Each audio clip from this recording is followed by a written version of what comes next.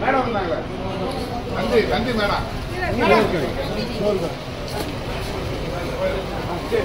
தலைவர் அண்ணன் கே.எஸ். அழகிரி தலைவர் அழகிரி காசு நிறுவன தலைவர் அண்ணன் கே.எஸ். அழகிரி வருங்கால மத்திய அமைச்சர் அண்ணன் கே.எஸ். அழகிரி வருங்கால மத்திய அமைச்சர் அண்ணன் கே.எஸ். அழகிரி அண்ணன் கே.எஸ். அழகிரி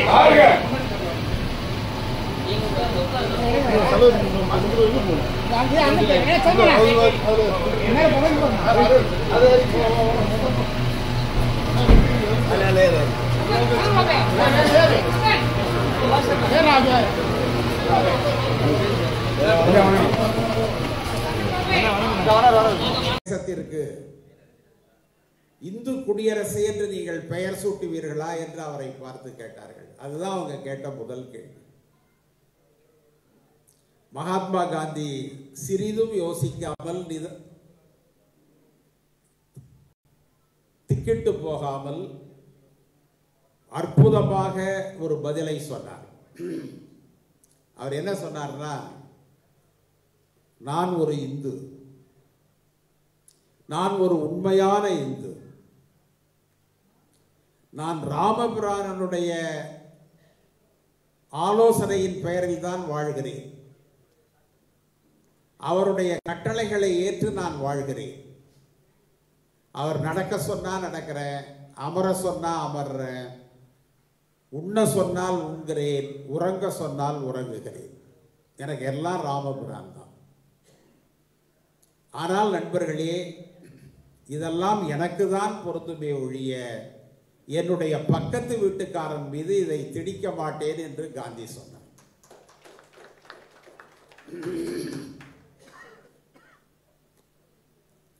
எனக்கு மத உணர்வு உண்டு, ஆனால் என்னுடைய அரசாங்கத்திற்கு மத உணர்வு கிடையாது.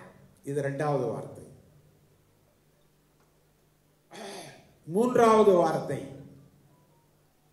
இந்திய எல்லைக்குள் வாழ்கிறவர்கள் அனைவரும் என்னுடைய கண்களில் இந்தியர்களாகத்தான் தெரிவார்கள்.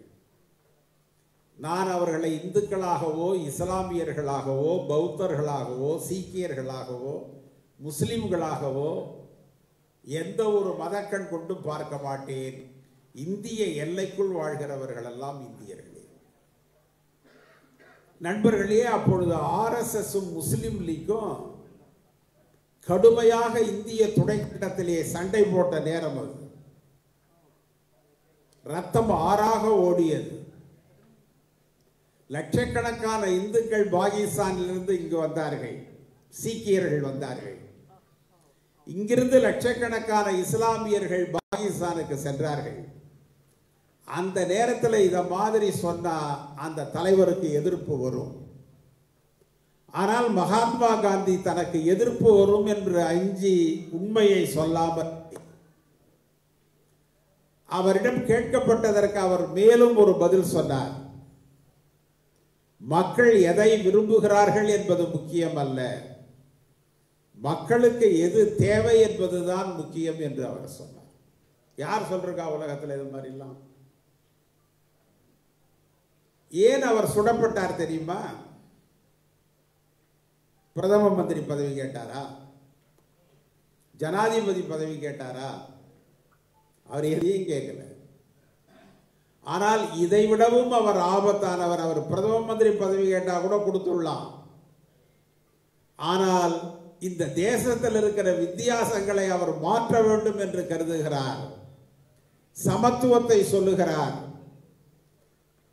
ஒரு மக்கள் இன்னொரு மக்களை நேசிக்க வேண்டும் என்று சொல்லுகிறார். மதங்களுக்கிடையே இருக்கிற முரண்பாடுகளை சமன் செய்கிறார்.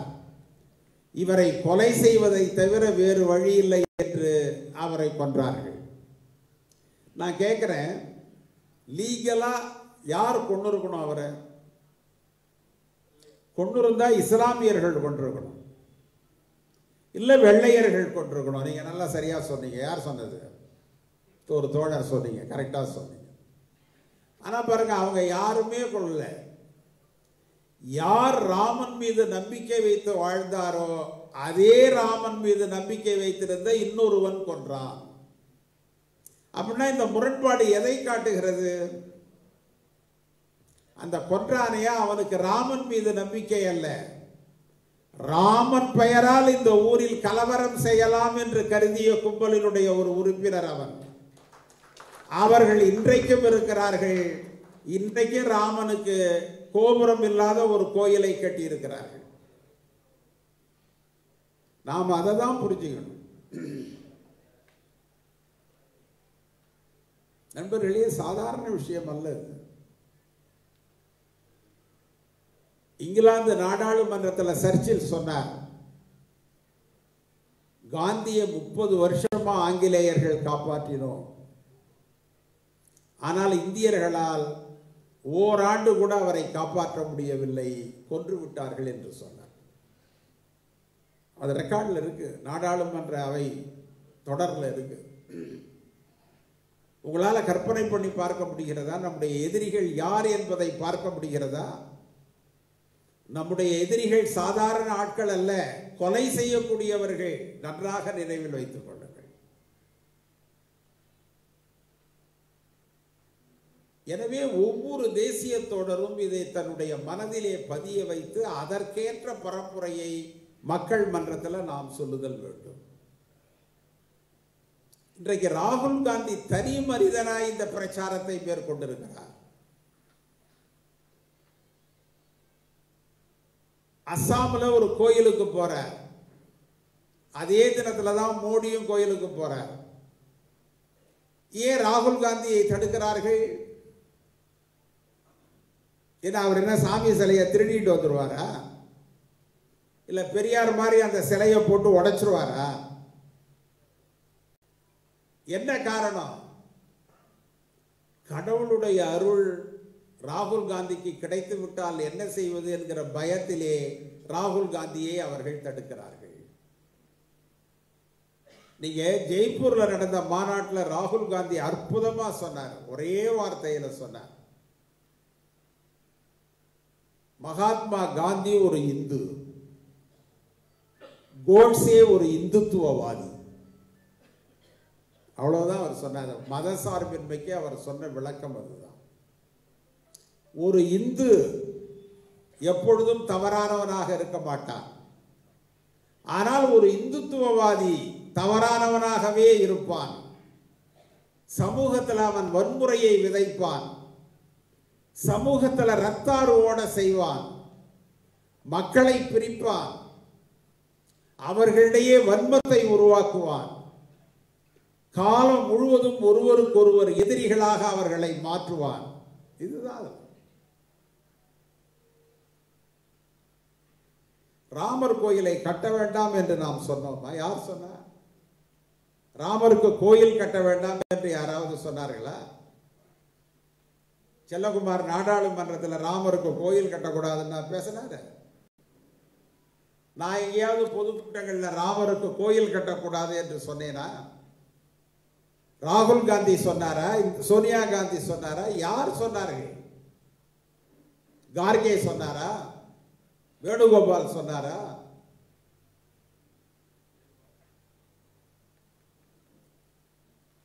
நண்பர்களே, அயோத்தியில் 3200 ராமர் கோயில்கள் இருக்கின்றன. மோடி கட்டி இருப்பது 3201வது ராமர் கோயில். அந்த கோயிலுக்கு என்ன சிறப்புன்னா, மற்றவெல்லாம் சின்னதாவது ஒரு கோபுரம் வச்சிருக்கலாம், இந்த ஆள் அதையும் வைக்கல. நீங்க கிராமங்களில் அநேகமா நீங்க இருக்கிற எல்லா ஊர்லயுமே கும்பாபிஷேகம் நடந்திருக்கும். கட்டுமான வேலை முடியாமல் கும்பாபிஷேகம் செய்ய மாட்டார்கள். கட்டுமான வேலை முடிஞ்சிருக்கணும், அப்பதான் கும்பாபிஷேகம் செய்வாங்க. ஆரத்தி எடுப்பார்கள், மற்றதெல்லாம் செய்வாங்க. ஆனால் கும்பாபிஷேகம் என்பது கட்டுமான வேலை முடிய வேண்டும். நீங்க கட்டுமான வேலை முடியாம ஏன் கும்பாபிஷேகம் செஞ்சிருக்கிறீங்க? நீங்க ராமருக்கு கோயில் கட்டணுங்கிறதுக்காக செய்யல, ராமர் பேரால வர்ற தேர்தலில் ஜெயிக்கணுங்கிறதுக்காக செஞ்ச ஒரு அயோக்கியத்தனம் அது. வேற என்ன நியாயம் இருக்கிறது? வேற என்ன ஆன்மீகம் இருக்கிறது? ஏன் நீங்க சங்கராச்சாரியார்கள் அதை எதிர்க்கிறார்கள்? திராவிடர் கழகம் எதிர்த்தால் சரி, கம்யூனிஸ்ட் கட்சி எதிர்த்தால் சரி, லாலு எதிர்த்தால் சரி, கடவுள் நம்பிக்கை இல்லாதவர்கள் எதிர்க்கிறார்கள் என்று சொல்லலாம். சங்கராச்சாரியார்கள் 4 பேரை எதிர்த்தாங்களே, ஏன் எதிர்த்தாங்க? ஏன்னா சங்கராச்சாரியார்லாம் காங்கிரஸா? அது அல்ல காரணம். ஆன்மீக விதிகளுக்கு புறம்பாக அவர்கள் செய்கிறார்கள் என்கின்ற ஒரு வேதனையில் அவர்கள் தங்களுடைய கருத்தை சொன்னார்கள். ஆக சர்வாதிகாரம் என்ன செய்கிறது என்று சொன்னால், அது கடவுளை மதிக்காது, ஆன்மீகத்தை மதிக்காது, ஆன்மீக விதிகளை மதிக்காது, எந்த மரபையும் மதிக்காது, ஜனநாயகத்தை மதிக்காது, தான் எல்லா காலங்களிலும் சர்வாதிகாரியாக இருக்க வேண்டும் என்பதற்காக எதையும் செய்யக்கூடியதுதான் சர்வாதிகாரம். அதுதான் இன்றைக்கு இருக்கிற மோடி. நண்பர்களே, இதனை நாம் பரப்புரையாக செய்தல் வேண்டும், கவனமா செய்யணும். நீங்க 70 ஆண்டு காலம் RSS இந்த தேசத்தினுடைய அதிகாரத்தை கைப்பற்ற முடியவில்லை. இன்னைக்கு கைப்பற்றி இருக்கிறாங்க. என்ன காரணம் என்று சொன்னால், காந்திய தத்துவங்கள் கொஞ்சம் மக்களுக்கு மறந்து போய்விட்டது. அதை சரியாக நாம் சொல்லவில்லை. அந்த காரணங்களால் அவர்கள் வெற்றி பெற்றிருக்கிறார்கள்.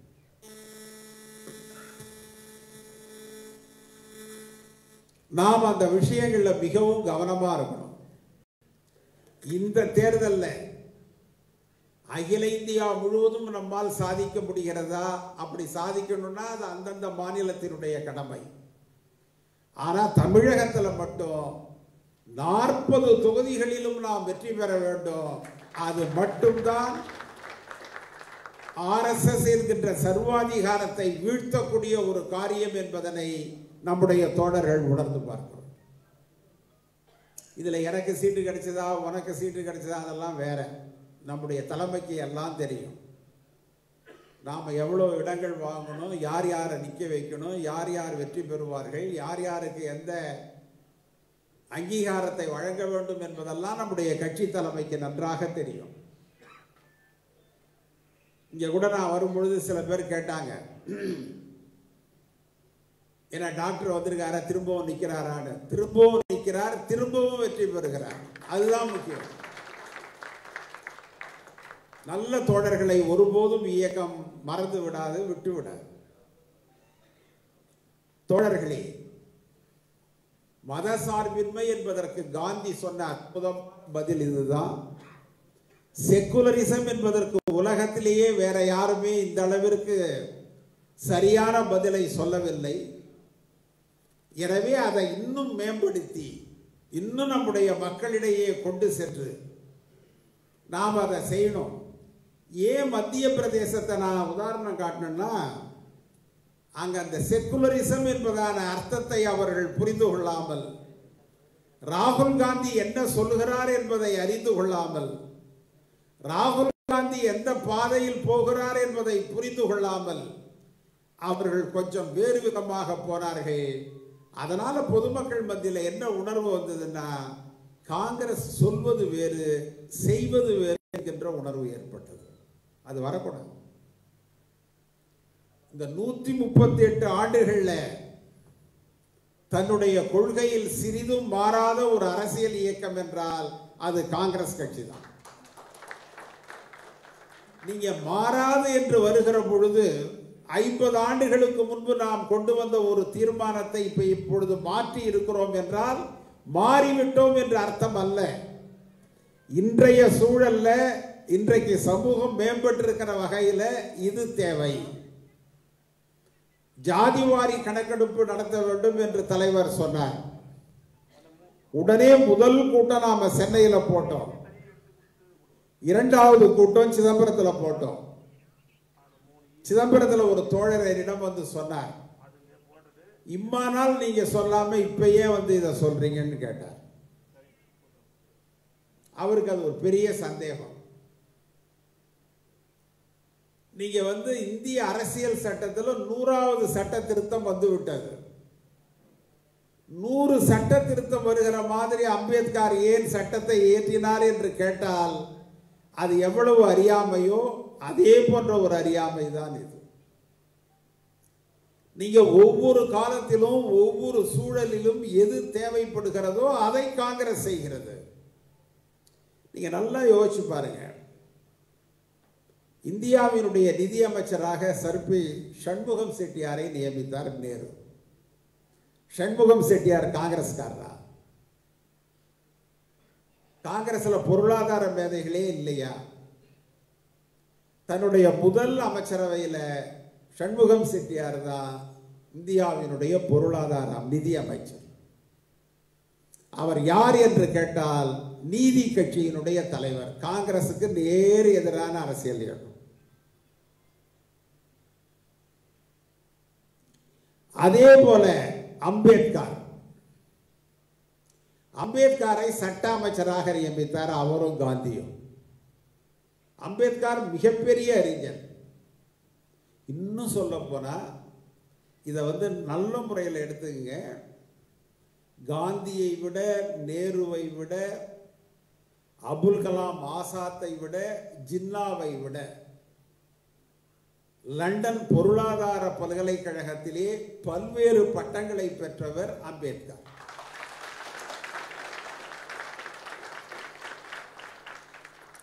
அதே அளவிற்கு பட்டங்கள் பெற்றவர்கள் காங்கிரஸ் கட்சியில் இருந்தார்கள். இவங்க இல்லையே ஒழிய மற்றவங்க இருந்தாங்க.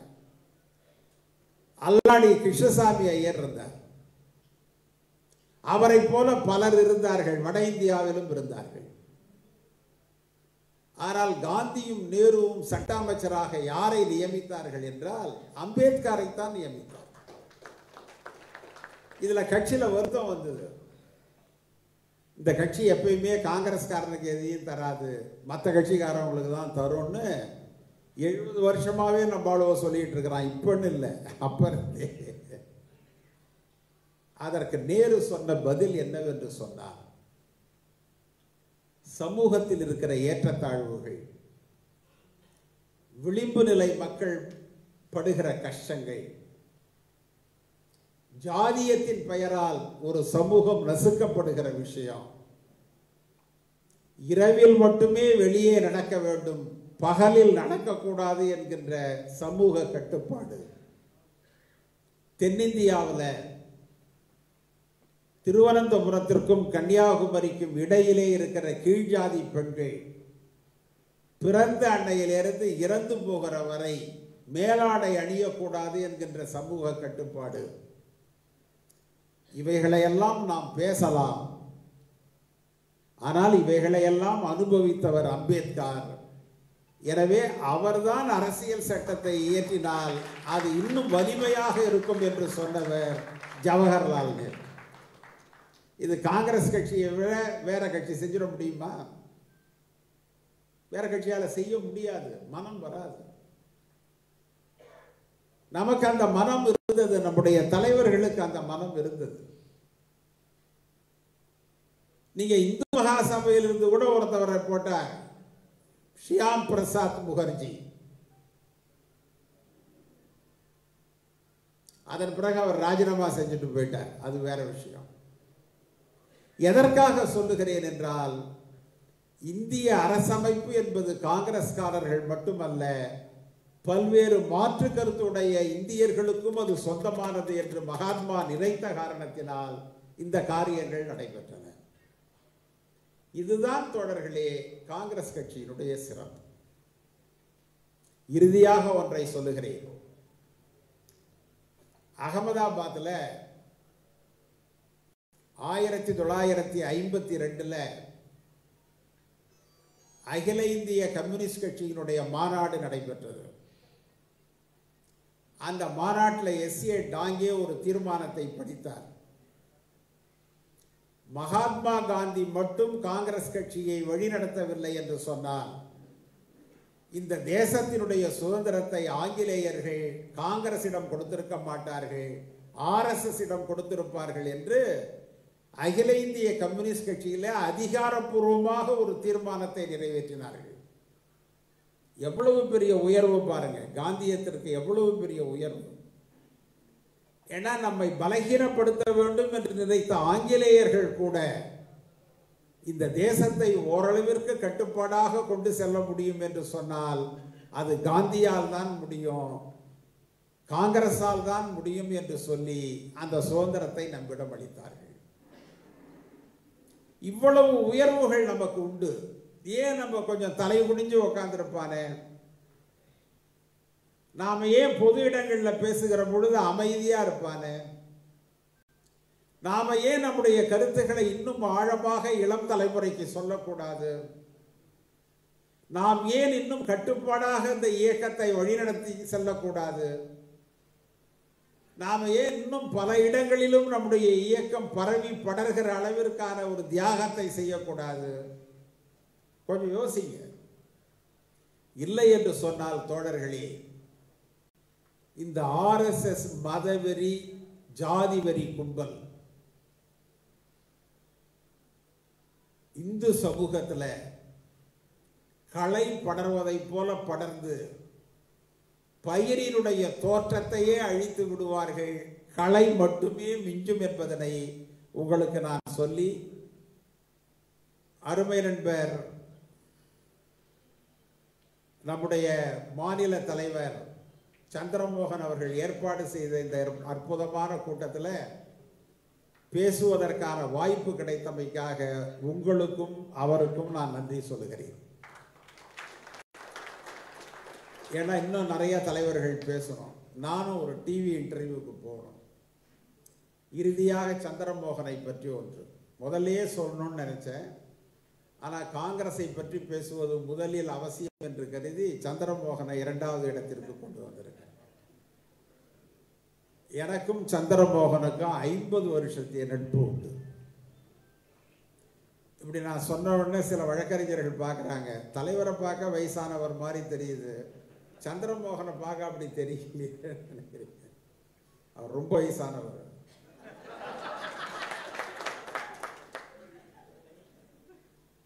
நண்பர்களே, நட்பிற்கு இலக்கணமானவர் சந்திரமோகன். நீங்க பேசுனீங்கன்னா மணிக்கணக்கில் இல்ல, நாட்கணக்கில் அவரோட பேசிட்டு இருக்கலாம். ஆனா அப்படி பேசுறதுக்கு ஒரு நேரம் வச்சுக்கணும். எல்லா நேரத்திலையும் பேசக்கூடாது. எனக்கு 20 வயதாகிற பொழுது சந்திரமோகன் எனக்கு பழக்கமானார். அமரமூர்த்தியை சந்திரமோகன் தான் எனக்கு அறிமுகம் செய்து வைத்தார். ஜி ராஜேந்திரன், சந்திரமோகன், அமரமூர்த்தி இவர்களெல்லாம் ஐயா மூப்பனாருக்கு மிகவும் வேண்டப்பட்டவர்கள். வேண்டப்பட்டவங்கன்னா இப்ப நானும் டாக்டரும் ஓரளவுக்கு வேண்டியவங்க தான். எங்களுடைய வேண்டுதல் வேற, இவங்களுடைய வேண்டுதல் வேற. தலைவர் அவர்களிடம், அவருடைய சகோதரரிடம், அவருடைய குடும்பத்தாரிடம் அளவு கடந்து பழகுகிற உரிமையும் பழக்க வழக்கமும் சந்திரமோகன் அவர்களுக்கு உண்டு.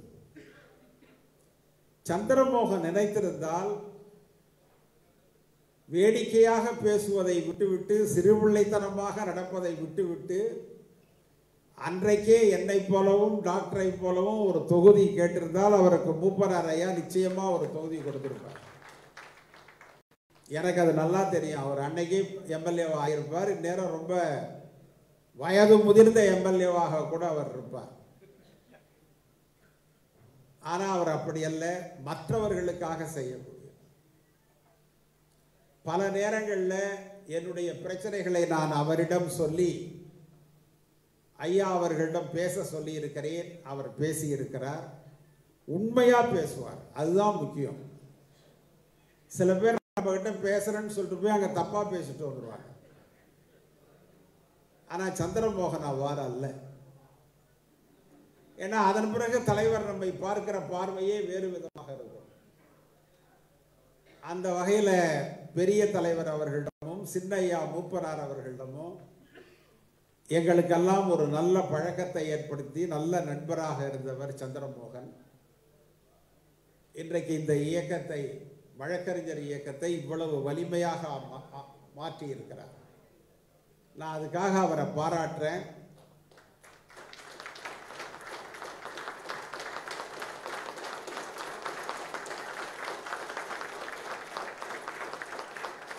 அதற்கான கிரெடிட்டை பெருமையை உங்களுக்கு நாங்கள் தருகிறோம். தமிழ்நாடு காங்கிரஸ் தருகிறது. இப்போ 2 சோனில் தான் போட்டிருக்கீங்க. மொத்தம் நமக்கு 5 சோன் இருக்கு. மீதி 3 சோன்லையும் இதை நிறைவேற்றினீங்கன்னா, அதுவும் தேர்தலுக்குள்ளார நிறைவேற்றினீங்கன்னா நீங்கள் என்ன சொல்கிறீங்களோ அதை நாங்கள் செய்யலான்னு இருக்கிறோம் என்பதை சொல்லி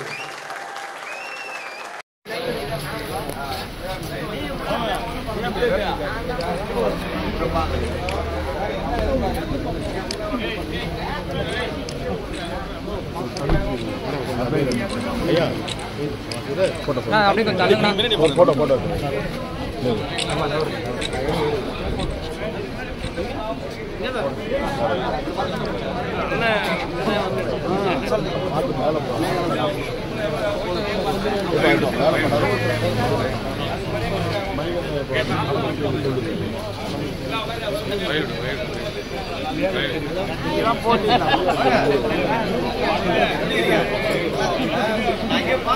Right.